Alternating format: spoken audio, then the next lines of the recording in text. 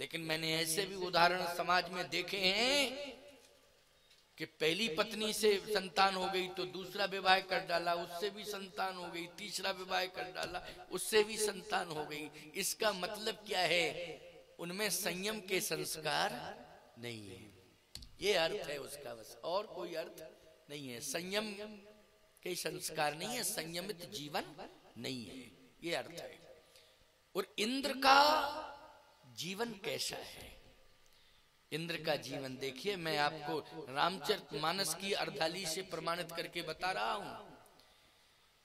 ऊंच निवास नीच करतूती,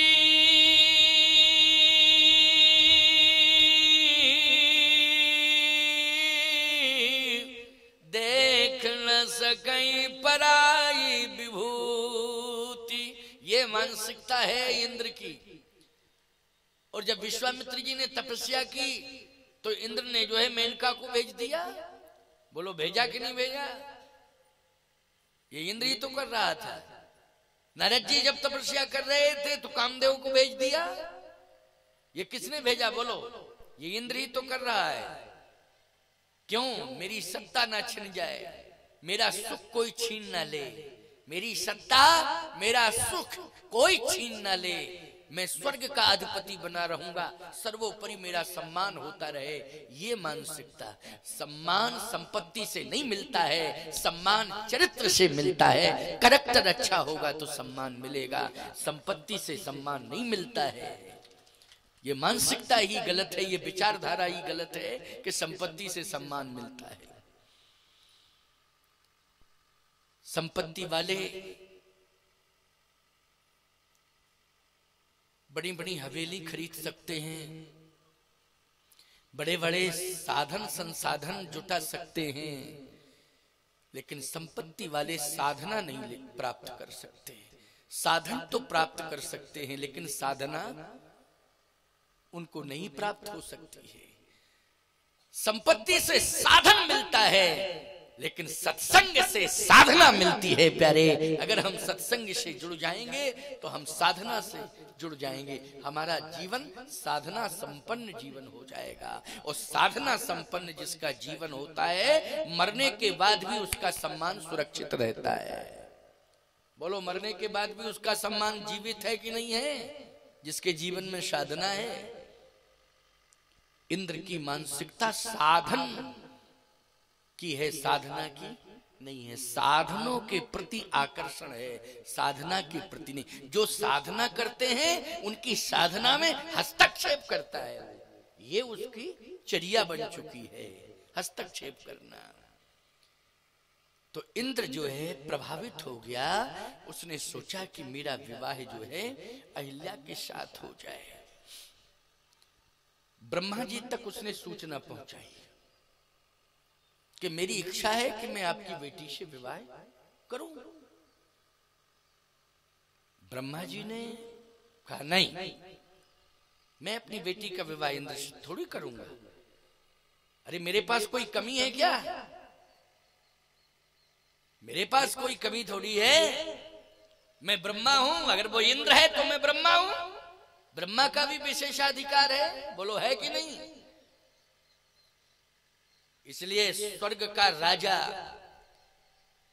अगर इंद्र है तो मैं बुद्धि का राजा हूं।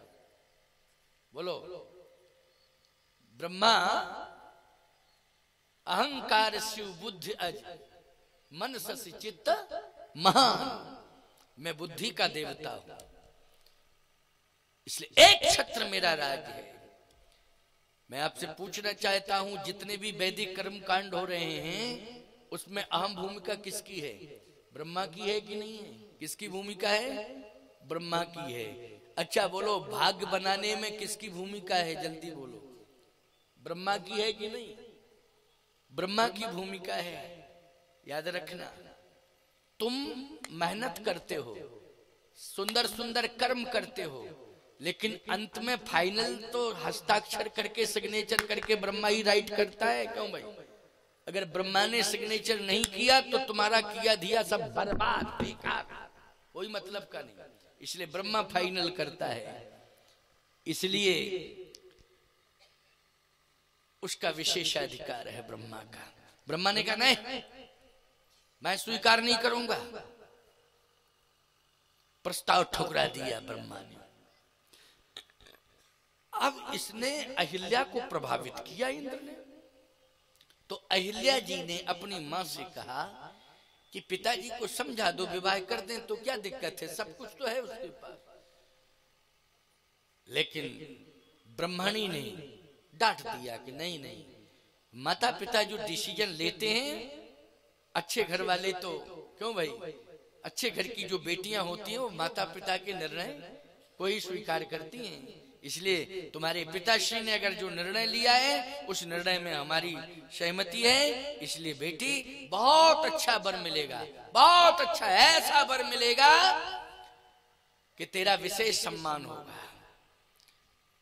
इसका मतलब है कि ब्रह्मा जी ने इंद्र के साथ अपनी बेटी का विवाह नहीं किया। क्यों? क्योंकि इंद्र जो है साधन से प्रभावित है और ब्रह्मा साधना से प्रभावित है, साधन से प्रभावित नहीं है। किससे प्रभावित है? साधना से। साधना, साधना की आवश्यकता भी है। हम सब साधना से जुड़े। साधन से तो सब जुड़ जाते हैं, लेकिन साधना, हमारे जीवन में साधना होनी चाहिए। साधना की बहुत बड़ी आवश्यकता है।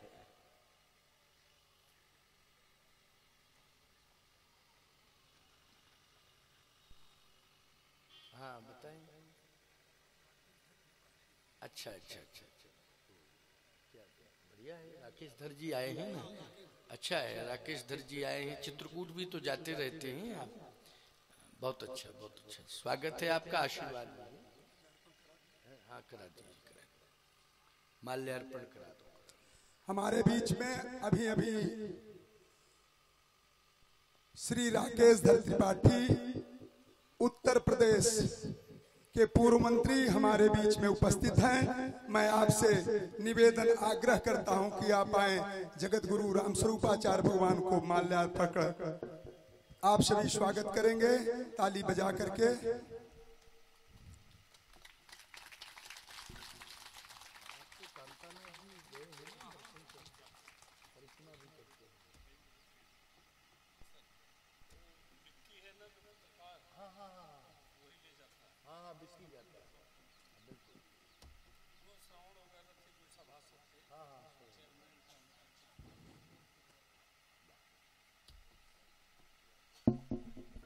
अभी हमारे बीच में साथ में श्री प्रमोद त्रिपाठी पूर्व प्रमुख सैदाबाद भी हैं।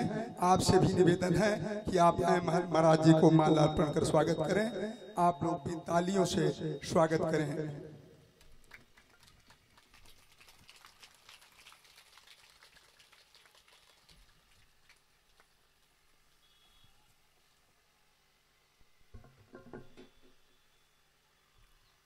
श्री राम जय राम जय जय राम, श्री राम जय राम जय जय राम, श्री राम जय राम जय जय राम, श्री राम जय राम जय जय राम, श्री राम जय राम जय जय राम, श्री राम जय राम जय जय राम।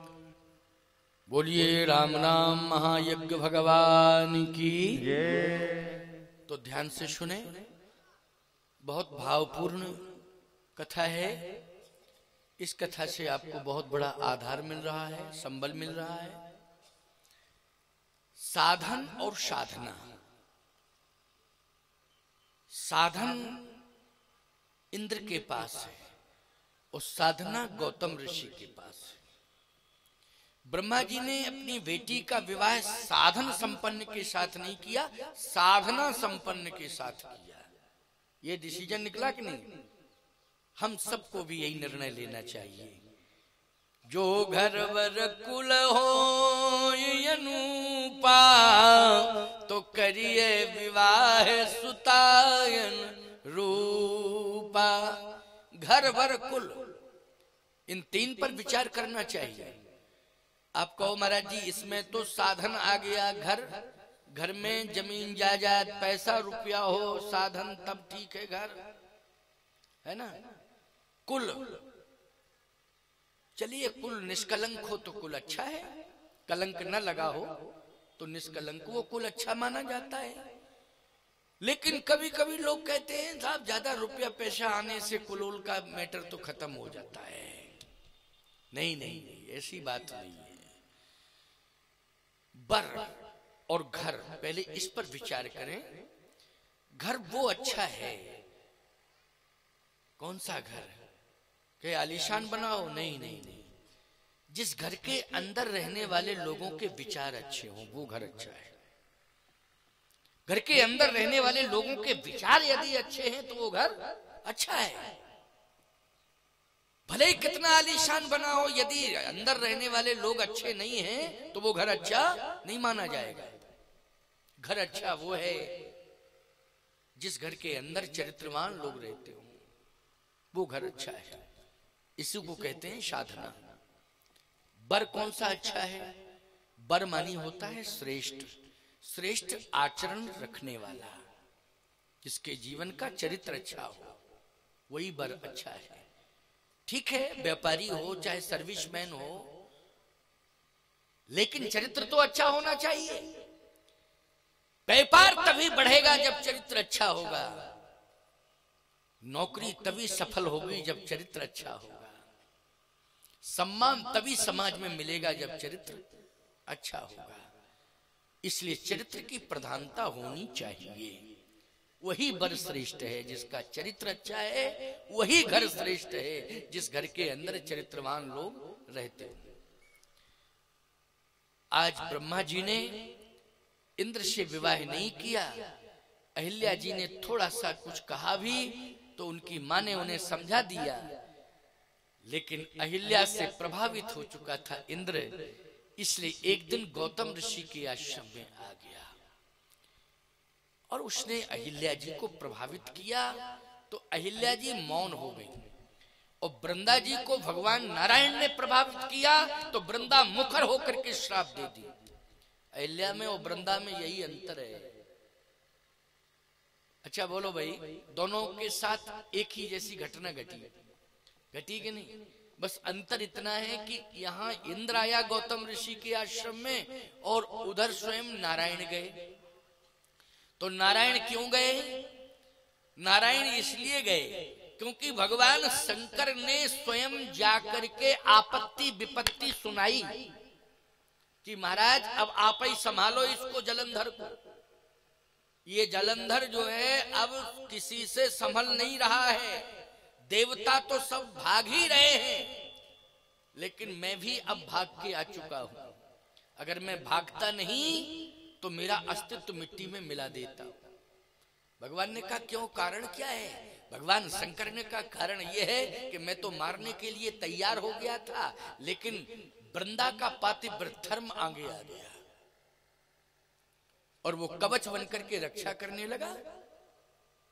तो मैं पातिव्रत धर्म के आगे पराजित हो गया और मुझे भागना पड़ा।